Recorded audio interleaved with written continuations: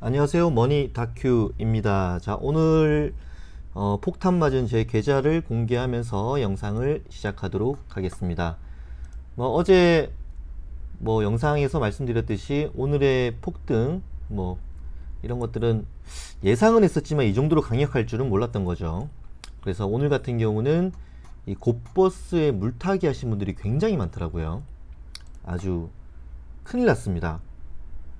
미수 잔고도 지금 아마 5위가 그 코덱스 200 인버스로 알고 있거든요. 오늘 추격 매수가 거의 1억 10, 100, 1470억까지 들어왔으니까 내일은 또 얼마나 급등할까 굉장히 겁이 나는 하루입니다. 자, 일단은 지금 또 세계 증시가 굉장히 폭등하고 있어요. 제일 우려하고 있는 항생, 홍콩 너나 할 것 없이 모두 급등하고 있고, 유럽 증시는 말로 표현할 것도 없고 그렇죠. 자, 이런 부분들을 생각해 보니까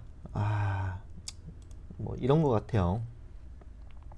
그러니까 풍선은 불다 보면 언젠가는 터집니다.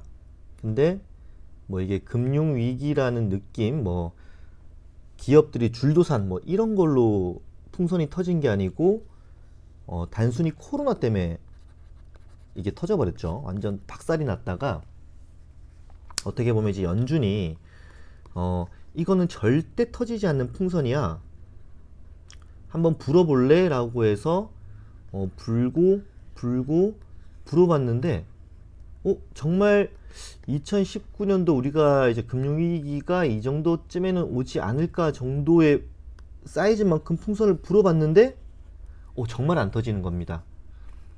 정말 코스피 같은 경우도 작년 말 기준 수준까지는 거의 다 올라왔죠. 근데 이게 연준이 이 풍선은 절대로 터지지 않는다라고 확신을 줬지만 우리는 의심을 했죠. 조정이 올 것이다.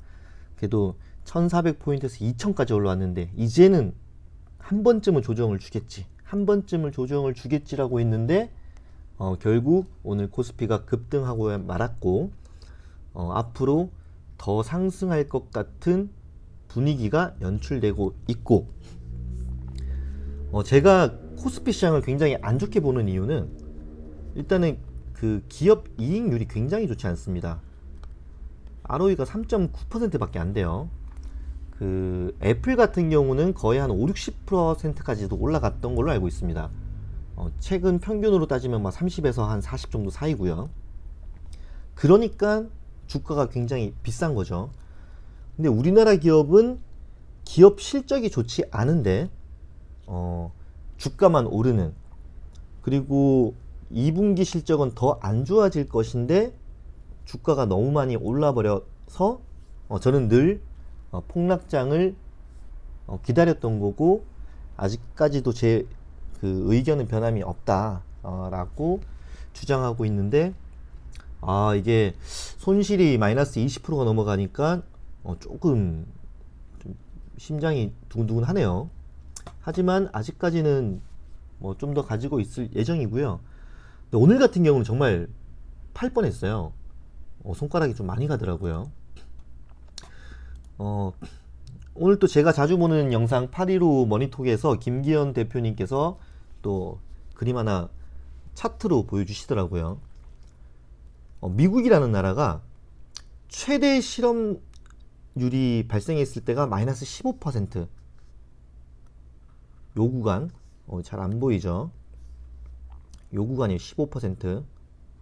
근데 지금 그 금요일 날 발표인데 그 예상치가 19%. 예상치가 19%이기 때문에 지금 시장 분위기가 19%가 나오더라도 충격이 안 받을 것 같아요. 그냥 최소 한 23% 정도 나와줘야만 주가가 꺾일 것 같은 이런 장세예요. 고용률 같은 경우도 지금 이 파란색이 어디다 써야 되죠? 이 파란색이 고용률, 고용률이고 빨간색이 실업률이에요. 근데 고용률은 여기까지 떨어져 버렸죠. 거의 뭐 이거를 몇 퍼센트라고 봐야 되죠? 이게 저작권 때문에 제가 뭐 함부로 다는 못 가져왔고, 하여튼 고용률은 이렇게 올라가다가 이만큼 내려갔고, 실업률은 15%까지 올라갔고, 근데 이게 예상치가 19%, 예상치가 19%. 근데 뭐 어쩌라고라는 식으로 주가가 계속 밀어 올라가고 있는 수준이고, 지금은 상황이 이렇게 좋지 않음에도 불구하고 계속 주가가 오르는 거를 곰곰이 생각을 해보니까 그런 것 같아요.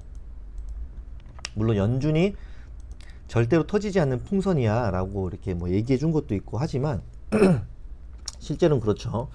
뭐 대한민국 사람들이 다 주식 투자를 하진 않습니다. 그 주식 투자 비율이 굉장히 올라갔다는 것 뿐이지 계좌가 급증하고 뭐 이렇게 하고 있죠. 그런데 이 하위층이라고 할게요. 여기 뭐 중산층, 지금 주가의 힘을 견인하고 있는 대부분의 그 분들이 대부분이 중산층이 거의 대부분이고요. 요 돈이 엄청 많으신 분들도 한 20%는 가담을 하고 있는 것 같아요. 이 두 개의 계층이 지금 주가를 끌어올리는 굉장한 큰 힘이었고, 뭐 오늘 같은 경우는 기관에서 거의 뭐 1조 단위로 뭐 매수가 들어왔으니까 뭐 급등한 거는 뭐 기관 때문이지만, 실제로 이 그 기업을 바라보는 평가 기준이 주가가 이렇게 가다가 이만큼 떨어졌으니까 요만큼 못 올랐기 때문에 이 정도는 가겠지라는 생각으로 주식 투자를 하는 분들이 많아서 지금 최근에 주가 지수가 굉장히 오르고 있다, 이렇게 저는 판단을 하거든요. 어차피 이 소득 수준이 굉장히 낮으신 분들은 주식 투자를 할 여력도 없어요. 지금 뭐 생계 위협을 받을 정도이기 때문에 사실 요 라인은 크게 뭐 신경 쓸 부분이 아니고, 뭐 중산층 분들 워낙 저축을 잘 하셨기 때문에 지금이 기회다, 뭐 인생 역전의 기회로까지 보고 있는 분들이 많다는 거. 근데 우리나라뿐만 아니라 전 세계적으로 이런 주식 투자의 쏠림 현상이 굉장히 심하다. 그래서 준비를 했습니다. 뭐 여러분들이 원치 않았겠지만 삼성전자라는 기업을 통해서 과연 이 주가가 싼지 비싼지, 왜냐하면 오늘 같은 경우는 삼성전자가 6%까지 올랐죠. 삼성전자가 자 봅시다. 네, 삼성전자가 6.03% 올랐으니까 오늘 뭐 지수를 올린 가장 큰 원동력이라고 뭐 생각을 하고요. 일단은 아까 전에도 보여드렸듯이 지금 코스피 평균이 PER 지표가 21배까지 올라갔어요. 요거 21배, 요거를 여기서 보여드리겠습니다. 자, 코스피의 밸류에이션은 PER 지표가 21배까지 올라갔다. 21배라는 거는 그 주당 순 자산 대비 21배에 거래되고 있다. 그러니까 수익성에 비해서 얼마나 비싸게 거래되고 있느냐, 요 지표인데, 코스피가 이번 코로나 사건이 터지기 전에는 거의 11배 수준이었어요. 11배 수준. 근데 지금 21배니까 거의 2배 가까이 비싸진 거예요.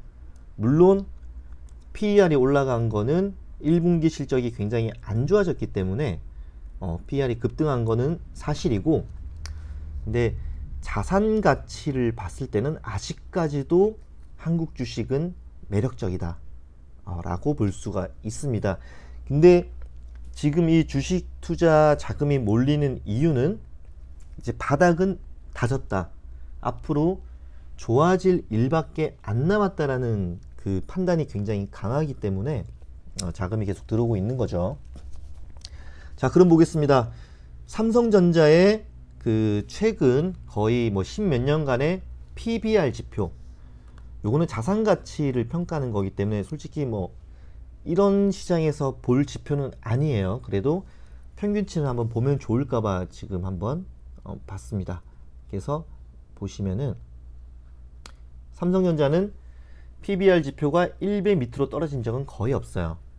그래서 PBR 지표를 봤던 분들도 지금 주가 수준은 정말 싼 거다라고 판단을 하고 삼성전자를 구매를 하셨다고 하면 정말 좀 수준 있는 투자자라고 저는 생각을 합니다.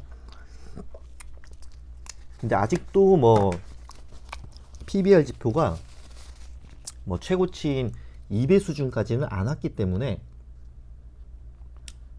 여기죠. 이 2배 수준까지는 안 왔기 때문에 아직까지 상승 여력은 있다. PBR 지표로 판단을 했을 때는. 그리고 순이익 지수를 보면 보통 이런 그 제조업체들은 순이익을 굉장히 잘 따라갑니다. 뭐 지금 또 그랬듯이.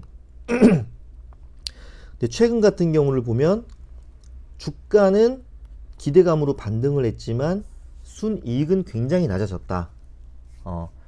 물론 코로나 사태도 있지만 뭐 최근 반도체 가격이 굉장히 안 좋았죠.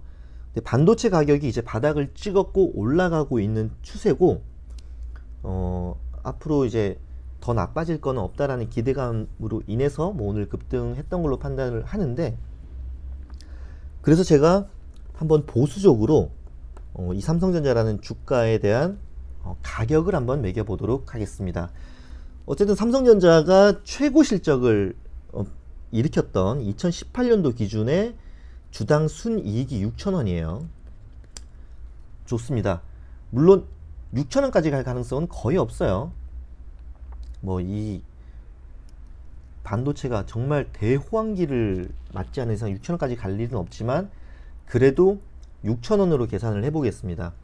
여기에다가 이번 코로나 사태가 터지기 전 PER 지표가 11배였기 때문에 단순하게 이렇게 생각을 한다면 최고 66,000원 정도가 삼성전자의 그냥 적당 가격, 그 기대감을 좀 넣었다고 했을 때 기준이에요. 물론 시장이 과열되고 투기 열풍이 불어버리면, 그리고 이 코스피 평균 PER인 21배까지 올라간다고 하면 뭐 12만원까지도 갈 수 있는 거예요. 그건 언제 진짜 막 주식 투자 광풍이 불었을 때. 근데 그럴 가능성은 굉장히 낮다고 보면 되고요. 어쨌든 삼성전자라는 회사는 지금 굉장히 큰 기로에 서 있어요. 왜냐하면 최고의 경쟁 업체인 TSMC 같은 경우는 미국의 공장 증설 확정 짓고 도란프 형님의 굉장히 큰 사랑을 받고 있습니다. 근데 삼성은 지금 미국 편에 서야 되나 중국 편에 서야 되나, 어떤 거를 하나를 선택하면은 박살날 수가 있어요. 물론 완전 박살까지는 아니지만 실적에 굉장히 큰 데미지를 줄 수 있다. 그리고 이제 대한민국 정부에서도 자꾸 삼성 때려잡기 이 시나리오가 계속 이어지고 있기 때문에 그런 모든 것들은 삼성전자에 굉장히 악재다. 하지만 늘 그랬듯 이런 악재가 터질 때 사라 라는 얘기가 있어서 제가 삼성전자를 팔라고는 말씀을 못 드리겠고요. 혹시라도 삼성전자를 가지고 계신 분들은 보수적으로 봤을 때 한 66,000원 정도에서 수익 실현하면 되지 않을까 라는 이런 과거 데이터를 통해서 한번 말씀을 드렸던 거고요. 어쨌든 대한민국 주식이 그 실적에 비해서는 지금은 매력도가 굉장히 떨어졌다는 거는 확실하고요. 근데 지금 이 유동성이라는 장세, 그리고 우리나라 같은 경우는 아직까지 금리를 낮춘다고 하더라도 0.5%, 미국은 어차피 0%로 갈 거고 마이너스까지도 간다고 하는데, 그렇다고 하면 우리나라도 아직 금리를 더 낮출 수 있는 여력이 있기 때문에 아직까지는 카드가 있다. 그래서 이 유동성 장세의 힘이 어디까지 갈지 모르기 때문에 지금은 물타기는 좀 이제 자제를 해야 될 때가 아닌가. 솔직히 저는 2200이면은 진짜 막 확 다 때려 박아 버리려고 했는데, 오늘 상승하는 모습을 보고 물론 손절은 안 했지만 추가 물타기는 조금 더 기다리는 게 낫지 않은가. 그 기준점을 그래도 한 코스피가 한 마이너스 3% 정도, 마이너스 3% 정도는 해줘야, 마이너스 3% 정도는 해줘야 어떤 이 상승 흐름에 한번 그 조정 구간이 시작됐다라고 얘기할 수 있지.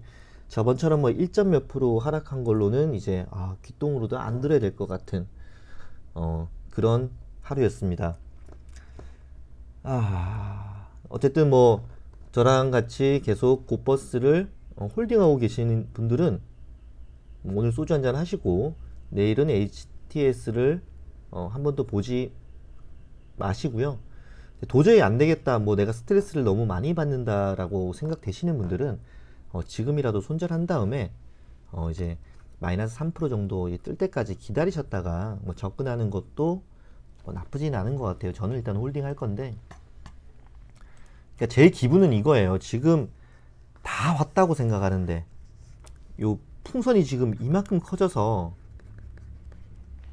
조금만 더 불면 터질 것 같은데, 아주 작은 악재만 이렇게 탁 이렇게 탁 찔러주면은 빵 하고 터질 것 같은데, 지금 시장이 악재를 악재로 받아들여지지 않는 면역력이 생겼기 때문에 그리고 아직까지도 개인 투자자들 그 잔고도 굉장히 많고, 대단합니다. 어쨌든 이 유동성 장세가 아직은 끝나지 않았고 오히려 더 강해졌다라는 거를 인식하고 인정하고, 너무 스트레스를 많이 받으시는 분들은 뭐 잠깐 손절하셨다가 이제 뭐 큰 하락 한번 떴을 때 그때 재진입하는 걸로 전략을 바꾸시는 게 어떨까, 뭐 조심스럽게 얘기를 해 보았습니다.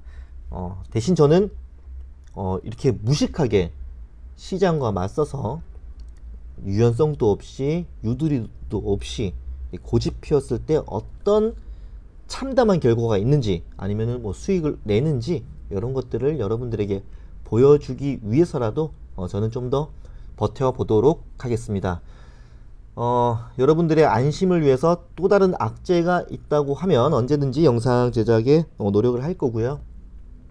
저는 이제 시장이 오를 때만 영상을 찍기로 했는데 정말 영상 찍기 시작한 이후부터 계속 올라버리네요. 뭐 그래도 이렇게 조금씩 관심을 가져주시는 것 같아서 감사드리고요. 오늘 영상은 여기서 마치도록 하겠습니다. 감사합니다.